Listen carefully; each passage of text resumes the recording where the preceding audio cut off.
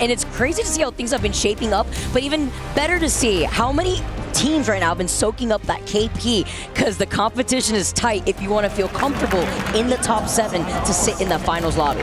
And the two teams, of course, that are standing up top are extremely comfortable, but they have been trading blows back and forth between Falcons and NIP. 1 point between the two of them. We'll see who stands out on top of the day.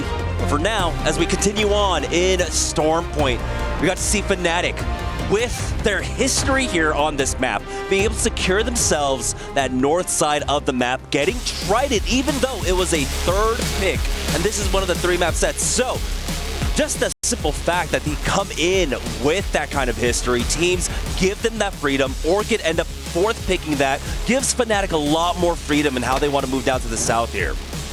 It's great. You get the quick rotate too with the Trident obviously as well, while we take a look at where this next zone is going to be taking us. And again, just to remind everybody, it is a top 7 that make it into that final lobby on Sunday. And I emphasize this constantly because looking at how tight in terms of points the overall standings stayed, it's Mouse with 33 points in 8th place, with Kinotrope with 34 points. And then going down from Mouse, you have AGAL with 31, Enterforce 36 with 30, Navi with 30, and that's with Navi popping off too on E-District at some points. So it's crazy to see how close it is. Yeah, that is extremely tight there on the bubble. But here, as we take a look at the ring poll, our first map ring, it does seem like, well, we're going back to Jurassic, and what a time, of course, to go back to Jurassic of all places here. But also want to note that with the bans that came in, particularly with that fuse getting taken out in match number 6, we have our picks of a few console legends. I want to say console, excuse me, ring console legends, not controllers, ring console legends. That's going to be the Pathfinder, a huge pickup from a lot of our squads. We did also have a smattering of the Ramparts there, particularly Navi and Kinotrope, along with Mouse and Z10. It's so funny that no matter what, right? Like if it's the Wraith off the table out here, you talk about Fuse, no Ash, no Alter. Let's bring in Pathy. 14 Pathys right now in this lobby, 70% pick rate with Crypto following right behind with 11 Cryptos in this lobby to get that information. I know you saw that side by side with Sparrow at some points to be able to remotely get the scan on those survey beacons here while we get set up on Team Falcons, who are holding first place by a 1-point difference. Yeah, it's kind of interesting, especially with today's ban so far, how as soon as a legend like perks their heads up, well, you're banned, right? So the Fuse picking up a lot of traction there in game number 6, going immediately down, but it's Mouse now. One of those teams currently on the bubble with 4 matches left to go, trying to secure their spot into the finals day, trying to avoid the last chance qualifiers. But Wolves Esports, another team also on the bubble, trying to fight for their lives right now. Very important fight right here. No Name taking a nice off angle, putting pressure onto Lufko, having to back away just for right now. You see Donut, you see Crazy Kong, who manages to jump all the way up with a Newcastle wall too. They're trying to go for some of these follows, but Donut is the first to get knocked. It's a trade-off from both sides. Yeah, Crazy Kong biding his time for now, having someone hold the angle, but No Name will get knocked out. 0-0 with the Mozambiques. We'll be able to finish them off.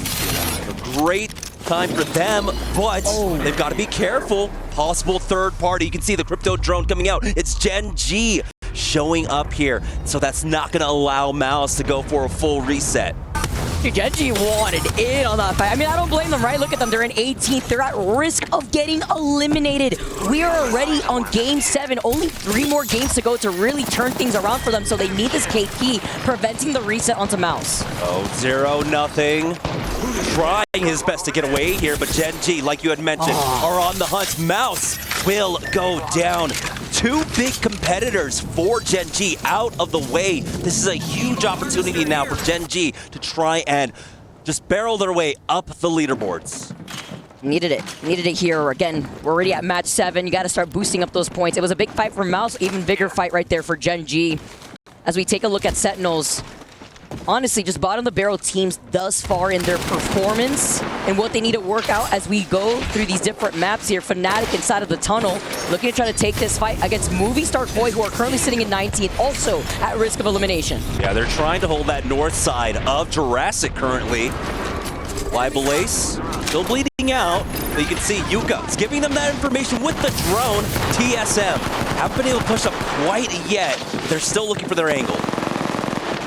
Trying to clean up some more KP here. TSM have been fantastic. I love the way that they've been playing with confidence. So we get the nice little highlight, the side-by-side before the quick third party came up from Gen G. This is Mouse finishing off that fight versus Wolves, and now we get to see 18 squads up with TSM still taking this fight, navigating around the nades that he just threw right in front of him, trying to reset here too. Off the low ground though, but it's going to be when we start Koi. Blinkster going to be able to get that first knock and then turning around as Fnatic look to get involved in a third party. Yeah, this is always an awkward position to fight in because teams can easily come in for the third party. You know that teams will be moving into Jurassic very early on. You've got teams that can also come in from the northern side, but it looks like this will largely fizzle out. Both teams reset, and it's just economy that's been wasted from either side. But it's always an awkward fight in there. It's always a long fight to get in because there are so many different angles you have to actually check when you're taking a fight there.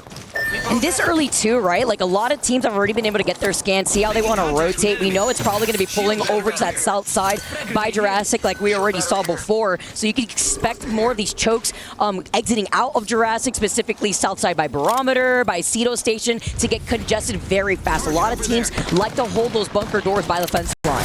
Yeah, you always have to be careful though. The evac towers, so many teams end up defaulting into evacing into that northern side of Jurassic. A lot of teams though right now currently controlling the outskirts of Jurassic, like ALGS currently. Ninjas in Pajamas also on the south side. Zero Tenacity controlling the choke coming in from Pylon. For Noise Fox though, they are taking their time coming in from the northern side right now. They do have All Gamers. The team, after taking match number 1, has slowed down significantly coming into match number 7 here. This is an opportunity for them to try and gain some of that back. Yeah, right. Like they had game number 1, they won with like 14 KP. It's crazy to see that momentum dwindle away from them, but this is the opportunity. Still sitting within top 9 thus far. Zap holding the high ground with the bow check in hand. He's got some great loot too. The R9 with the gold light mag.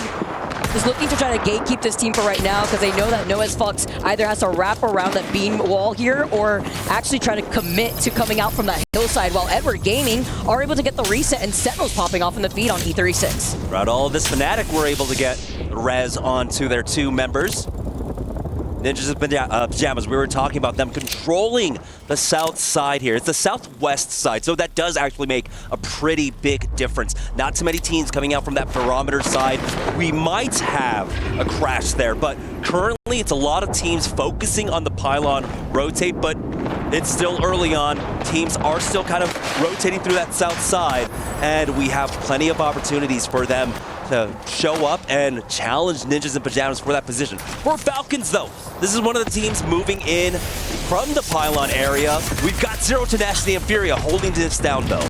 Love it. He's preemptively shooting after the scan off the crypto drone, gets into position, follows up with Howl. They have the Tempest activated. Very scary situation to look at here as they grapple onto that one player trying to run for his life. It's Noctu's one shot. Why are you running? Just go. Face the inevitable at this point. They also got a knock onto Z10 so they can completely control this side of Jurassic. They're trying to follow up on it right now, and there it is. One more knock onto Missy. Fuda gets finished off here. Team Falcons can play with pure aggression, and they have so since match number 1. Looking great on clearing this side. Look at all that extra KP. The points here too, trying to build up that gap between themselves and NIP, which, by the way, NIP, a team that's holding that southern choke that we talk about over by Jurassic Park, are in the other spot that I would love to hold in a zone pool like this. Because if NIP clear their backs, it's really Sentinels that they have to make sure will not rotate on their 6. Yeah, it's our 2 top leaders there on the south side right now, NIP and Falcons. But it's been Falcons who've been picking up these kills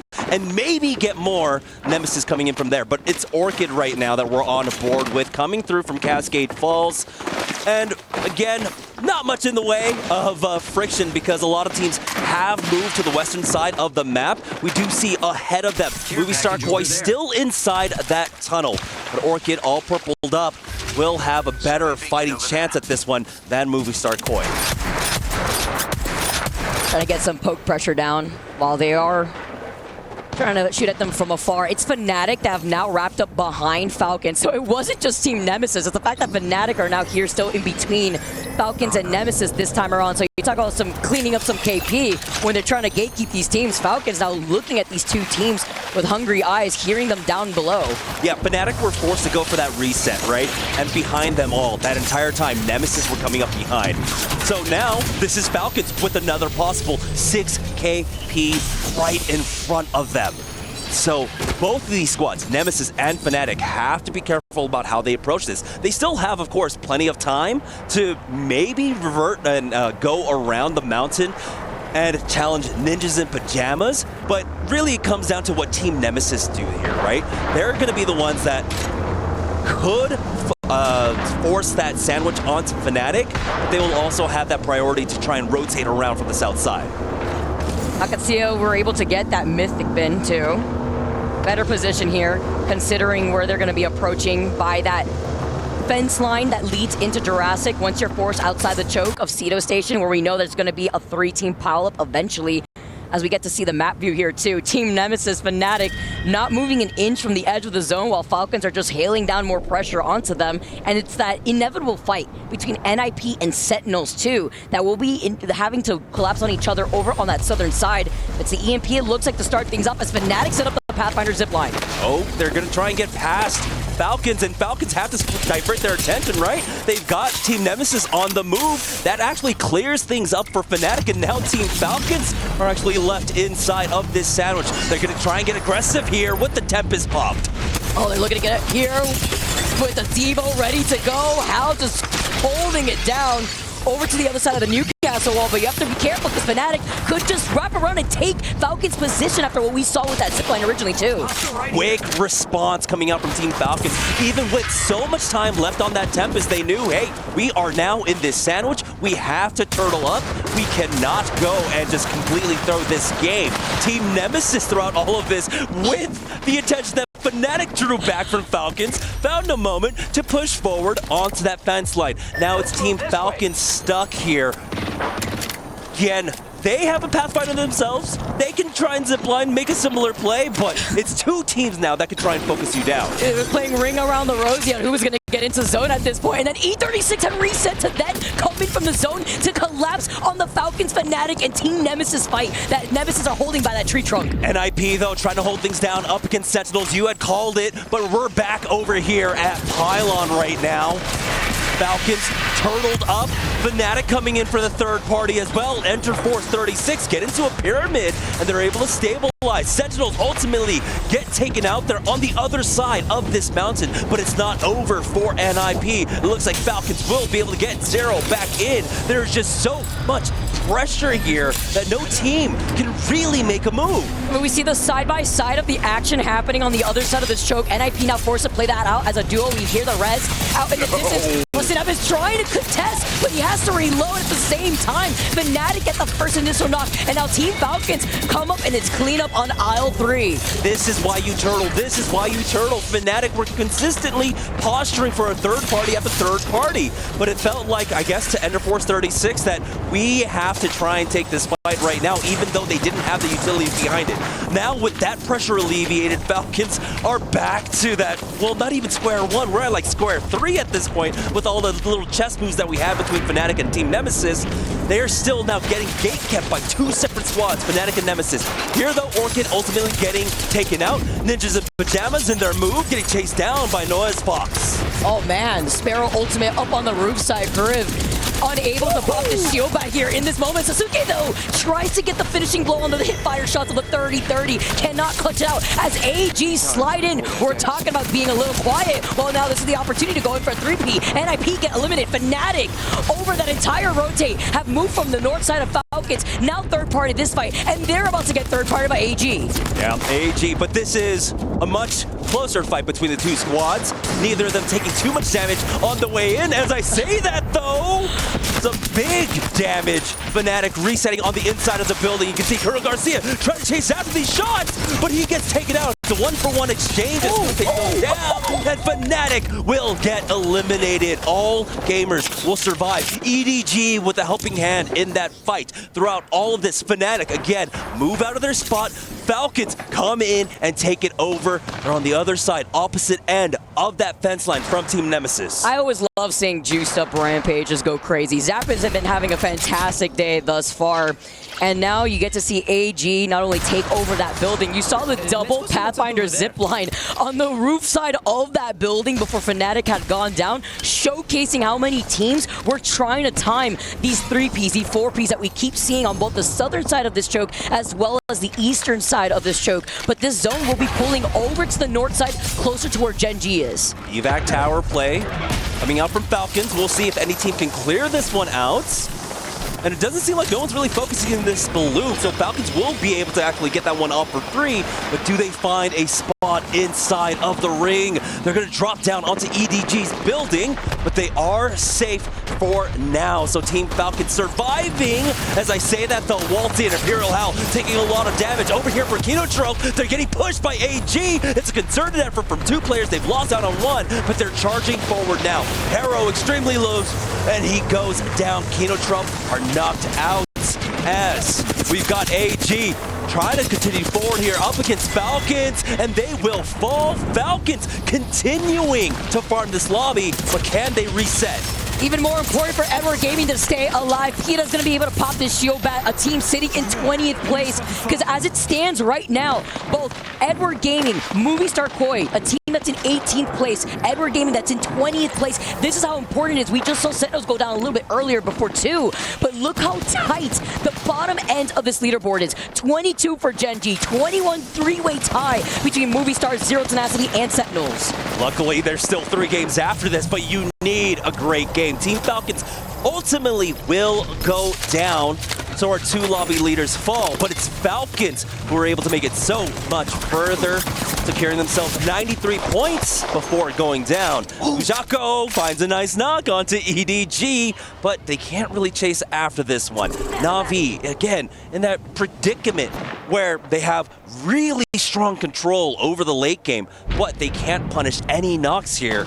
And so Edward Gaming should be able to get the res on this. We're down to our final 4 squads. Na'Vi, Edward Gaming, Movie Star Koi, and Gen G. Yeah, they're also one of the teams not running the Pathfinder, and even if they did, this is still a way better position for them to hold and keep trying to waste meds away from Edward Gaming that are looking to reset. That G7 may not have a mag, it looked like, literally with the 1x2 as well, but this works for them because they land in Cito, they made that quick rotate, they're holding onto Sniper Tower and looking at their Legend comp alone, having that Rampart and the amplified barriers really coming clutch with the ballistic and the crypto to get information. And all 4 of our teams too. This is an important game, right? Because currently Na'Vi are the only ones sitting in a strong position, 8th overall with 40. But for Gen G, EDG, Movistar Koi, all with about 20 points. They desperately need to win here, but EDG will not have that opportunity. We're down to our final 3 squads, but Movistar Koi lose out on 1, lose out on 2, but the res comes through. Na'Vi still not able to punish it though. With a Pixel of just hiding, and you see Slap just trying to give him a haircut real quick. They had gotten that knock originally with that Sheila. Gen G hiding behind the crates. They're going to have a stare down eventually against Na'Vi, but it's a worse position for Movie Star Koi to be in because they will be in the line of sight of the 2 teams that will have height unless Na'Vi and Gen G collapse on each other, which would allow Movie Star Koi to reset. Yeah, we do have to also mention the differences in terms of compositions as well. While we do have the ballistic across all 3 teams, 2 of them are running the crypto, while we've got the Sparrow for Movie Star Koi, and of course, like you saw there, the Sheila for Na'Vi, so some extra firepower to finish things off for them.